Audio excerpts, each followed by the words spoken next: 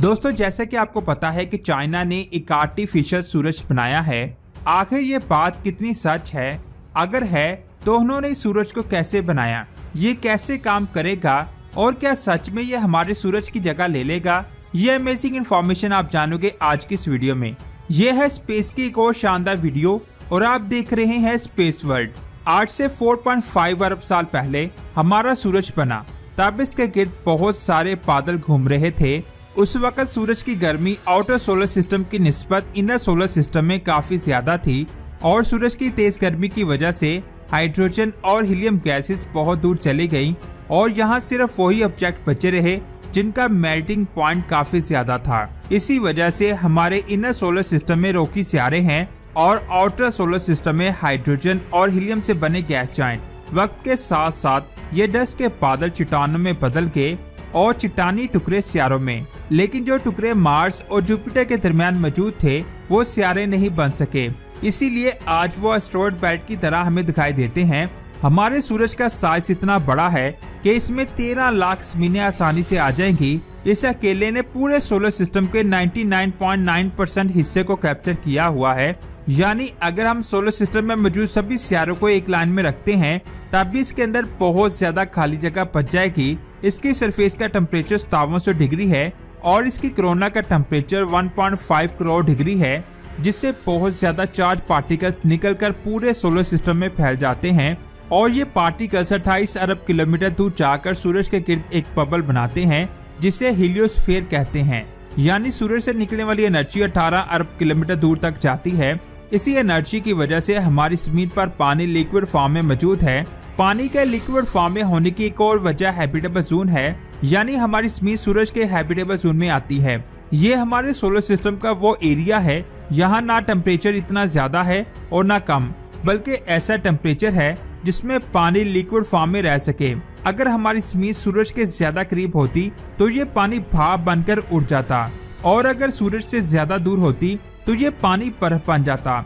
लेकिन हम ऐसी जगह पर हैं यहाँ पानी लिक्विड फॉर्म में मौजूद है। सूरज से आने वाली एनर्जी की वजह से हमारी जमीन पर हवाएं चलती हैं, बारिश होती है, फसलें उगती हैं, हमारे जिस्म को तवानाई मिलती है और इसी एनर्जी को हम ईंधन के तौर पर भी इस्तेमाल करते हैं। लेकिन मेरा एक सवाल है, जैसे जमीन पर आग जलाने के लिए हमें ऑक्सीजन और लकड़ियों की जरूरत पड़ती है और ये आग तब तक चलती है जब तक लकड़ियाँ खत्म नहीं हो जाती। लेकिन जैसे ही लकड़ियाँ खत्म होती हैं तो आग भी बुझ जाती है। लेकिन मेरा एक सवाल है कि आखिर बिना किसी ऑक्सीजन और लकड़ी के हमारा सूरज पिछले 4.5 अरब सालों से कैसे मुसलसल चल रहा है? तो ये बात आप जान लें कि हमारा सूरज जलता ही नहीं है, इसकी ये एनर्जी निकलती है इसके अंदर होने वाले खास अमल की वजह से, जिसे हम न्यूक्लियर फ्यूजन कहते हैं। हमारा सूरज हाइड्रोजन से मिलकर बना है। जब सूरज की ग्रेविटी हाइड्रोजन के एटम पर बहुत ज्यादा प्रेशर डालती है तो ये एटम आपस में जुड़कर हीलियम में बदल जाते हैं, जिससे बहुत तेज रेडिएशंस निकलती है और ये रेडिएशंस एनर्जी की सूरत में हमारी जमीन तक आती है। सूरज 700 करोड़ वाट एनर्जी को हर रोज हमारी जमीन पर भेजता है। अगर हम जमीन पर मौजूद सभी दरख्त, कोयले और दूसरी चीजों से एनर्जी हासिल करें तब भी हम इतनी ज्यादा एनर्जी हासिल नहीं कर पाएंगे जितनी सूरज एक दिन में हमारी जमीन पर भेजता है। अगर हम ऐसा करते हैं तो एक तो हमें बहुत ज्यादा मशीनरी और लोगों की जरूरत पड़ेगी और साथ ही इसका असर हमारी जमीन के एटमॉस्फेयर पर भी होगा, जिसमें हम इंसानों का रहना मुश्किल हो जाएगा। अगर एनर्जी को हासिल करना इतना ही ज्यादा मुश्किल है तो हमें एनर्जी की जरूरत ही क्यों है? तो ये बात आप जान लें कि आज हम इतने एडवांस हैं लेकिन फिर भी हम स्पेस में ट्रैवल नहीं कर सकते। हमारी कायनात इतनी बड़ी है कि इसमें ट्रैवल करने के लिए हमें बहुत ज्यादा रफ्तार की जरूरत है और जितनी ज्यादा हम रफ्तार हासिल करेंगे हमें उतनी ही ज्यादा एनर्जी की जरूरत होगी। मिसाल के तौर पर हमारा करीबी स्टार प्रोक्सिमा भी हमसे 4.2 लाइट ईयर दूर है। ये दूरी इतनी ज्यादा है कि अगर हम अब तक के सबसे तेज तरीन स्पेसक्राफ्ट पार्कर सोलर प्रोब को भेजें जिसकी स्पीड 200 किलोमीटर फी सेकंड है तो उसे वहां पहुंचने में 60,000 साल लग जाएंगे। जरा सोचिए, ये तो हमारा करीबी स्टार है, यहाँ पहुँचने में हमें इतना टाइम लगेगा, लेकिन हमारी कायनात तो इतनी बड़ी है जिसमें ऐसे ऐसे राज छुपे हैं जिनके बारे में जानने के लिए हमें बहुत ज्यादा रफ्तार की जरूरत है और जितनी ज्यादा रफ्तार होगी हमें उतनी ही ज्यादा एनर्जी चाहिए होगी। ऐसी एनर्जी जिसमें हमें किसी भी तरह के ईंधन की जरूरत ना पड़े। इसी टॉपिक पर मैं एक और वीडियो बना चुका हूँ जिसमें मैंने ब्लैक होल के बारे में बताया था कि एक ब्लैक होल से एनर्जी हासिल करके हम कितनी तेजी से स्पेस में ट्रेवल कर सकते हैं, लेकिन उस ब्लैक होल को बनाने के लिए भी हमें बहुत ज्यादा एनर्जी चाहिए। ये एनर्जी हम इंसानों के लिए बहुत ज्यादा जरूरी है, इसीलिए चाइना ने एक आर्टिफिशियल सूरज बनाया है। चाइना की एक टीम ने एक ऐसी डिवाइस बनाई है जो हमारे सूरज से भी 10 गुना ज्यादा हीट खारिज करती है। ये डिवाइस एक आर्टिफिशियल सूरज की तरह है। इस डिवाइस का नाम है एक्सपेरिमेंटल एडवांस सुपर कंडक्टिंग टोकामेक।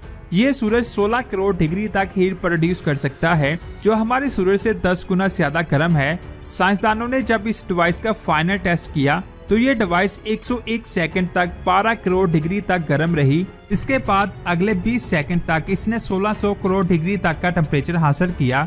आप सोच रहे होंगे कि सिर्फ 20 सेकंड, तो मैं आपको बता दूं 20 सेकंड के लिए सूरज से ज्यादा टेम्परेचर हासिल करना बच्चों का खेल नहीं है। ये बात भी आप जान लें कि सिर्फ चाइना ही इस तरह के प्रोजेक्ट पर काम नहीं कर रहा, बल्कि दुनिया में 35 से ज्यादा ममालिक मिलकर इस तरह के प्रोजेक्ट पर काम कर रहे हैं और चाइना का ये प्रोजेक्ट भी इन सभी प्रोजेक्ट का एक हिस्सा है।